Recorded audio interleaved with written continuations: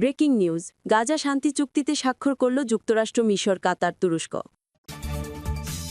এদিকে চাটুকারিতাকে যেভাবে পররাষ্ট্রনীতিতে রূপ দিলেন শেহবাজ শরীফ, এবং সবশেষে থাকছে মাদাগাস্কারের ক্ষমতা দখল করল সেনাবাহিনী। শুনছিলেন সংবাদ শিরোনাম, এখন বিস্তারিত। তার আগে ছোট্ট একটি আবেদন, যদি আপনি মানবতার পক্ষে থাকেন, যদি আপনার বুকেও কাঁদে ফিলিস্তিনি শিশুর কান্না, যদি আপনি চান যুদ্ধ নয় শান্তি, তাহলে এখনই কমেন্টসে লিখে দিন ফিলিস্তিন জিন্দাবাদ। আর যদি আপনি ফিলিস্তিনকে ভালোবেসে থাকেন, সাবস্ক্রাইব করুন আমাদের চ্যানেলটি, কারণ আমরা বলি ন্যায় ও সত্যের খবর, যা বড় বড় মিডিয়া আড়াল করে রাখে। গাজা শান্তি চুক্তিতে স্বাক্ষর করল যুক্তরাষ্ট্র, মিশর, কাতার, তুরস্ক। দীর্ঘ 2 বছরের রক্তক্ষয়ী সংঘাতের পর অবশেষে ফিলিস্তিনের গাজা উপত্যকায় শান্তির এক নতুন অধ্যায় সূচিত হল।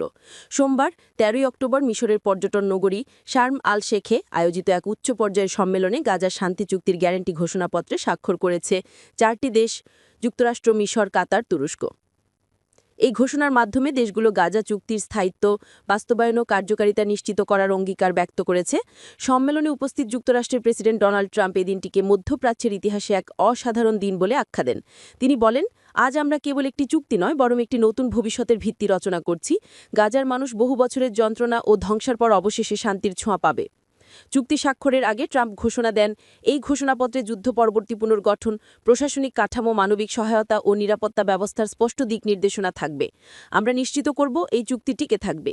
তিনি দুবার পুনরাবৃত্তি করে বলেন, এটি স্থায়ী হবে, এটাই আমাদের অঙ্গীকার। এর আগে গাজায় জিম্মিবন্দি বিনিময়ের কয়েক ঘণ্টা পর ট্রাম্প এক ব্যতিক্রমী সফরে ইসরায়েল পৌঁছান।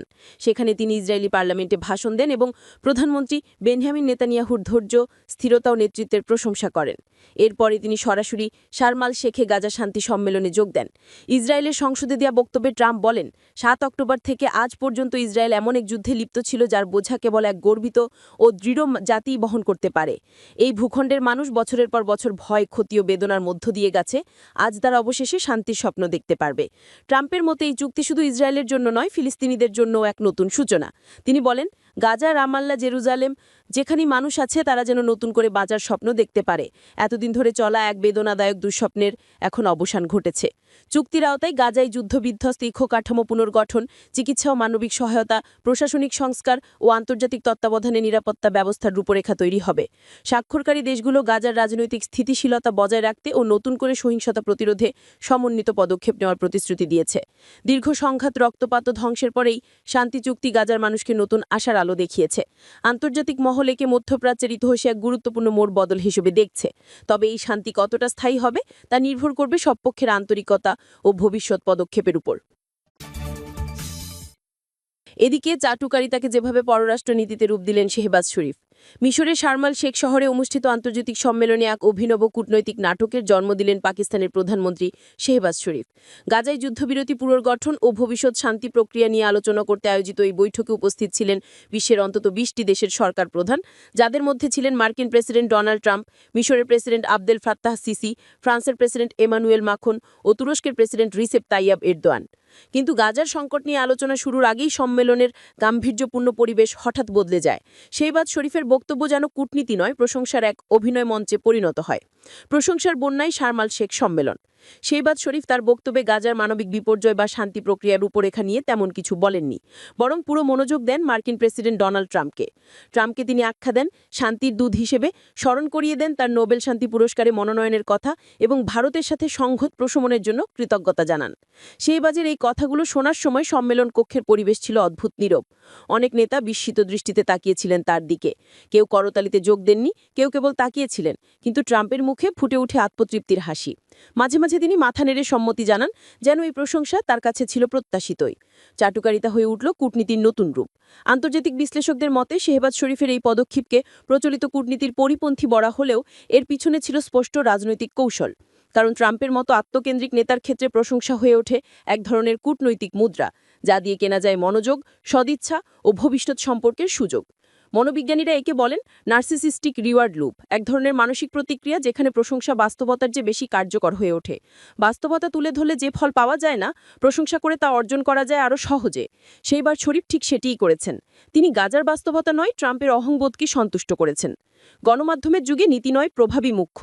সম্মেলনের মূল আলোচ্য ছিল গাজার যুদ্ধবিরতি ও পুনর্গঠন, কিন্তু সেইবার শরীফের বক্তব্যে তার ছায়াও পড়েনি। তিনি হয়তো জানতেন ট্রাম্পের প্রশংসা করেই পাওয়া যাবে সবচেয়ে গুরুত্বপূর্ণ জিনিসটি, মনোযোগ। এই মনোযোগই হতে পারে ভবিষ্যতের রাজনৈতিক পুঁজি, যা দিয়ে আন্তর্জাতিক মঞ্চে নিজের অবস্থান মজবুত করা যায়।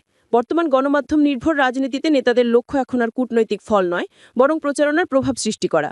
শেহবাজ শরীফের প্রশংসিত বক্তব্য হয়তো গাজার শান্তি আনতে পারবে না, কিন্তু ট্রাম্পের হাসি, তার প্রতিক্রিয়া এবং সম্মেলন কক্ষের সেই মুহূর্ত, এই সব কিছুই সংবাদ মাধ্যমের জন্য হয়ে উঠেছে খবরের উপাদান।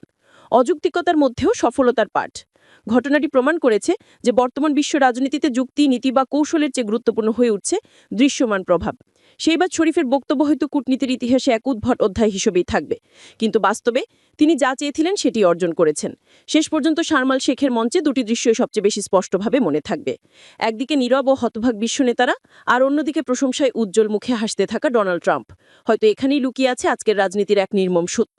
কূটনীতির আসল মুদ্রা এখন নীতি নয়, চাটুকারিতাই।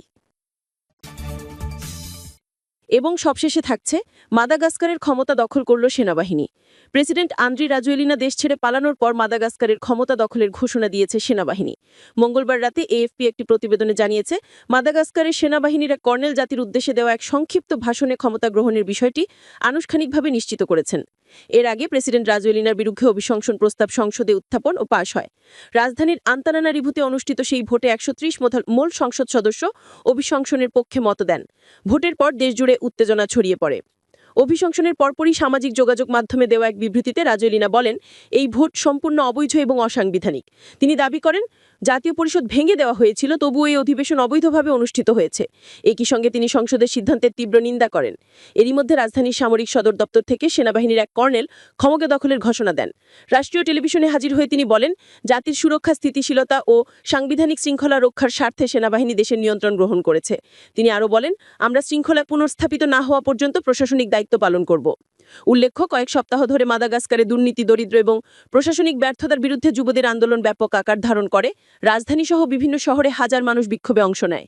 সেনাবাহিনীর একটি অংশ, ক্যাপসাট ইউনিট, প্রকাশ্যে রাষ্ট্রপতির বিরোধিতা করে বিক্ষোভকারীদের পাশে দাঁড়ানোর পর থেকেই রাজনৈতিক সংকট গভীর হয়। রাজোয়েলিনা বর্তমানে ফ্রান্সে আশ্রয় নিয়েছেন বলে আন্তর্জাতিক সংবাদ মাধ্যমগুলো জানিয়েছে। তিনি ২০০৯ সালে সেনাবাহিনীর সহায়তায় ক্ষমতায় আসেন এবং তারপর থেকে ৩ দফায় দেশ শাসন করেছেন। আমরা এই সংবাদের বিস্তারিত পরবর্তী রূপভরিত ভাষায় জানাবো। আমাদের সাথে থাকতে এবং পরবর্তী আপডেটের জন্য আমাদের চ্যানেলটি সাবস্ক্রাইব করুন। আপনি নিশ্চয়ই বুঝতে পেরেছেন খবরগুলো কেন ইংলিশ দিয়ে উচ্চারণ করে আমি তুলে ধরার চেষ্টা করেছি।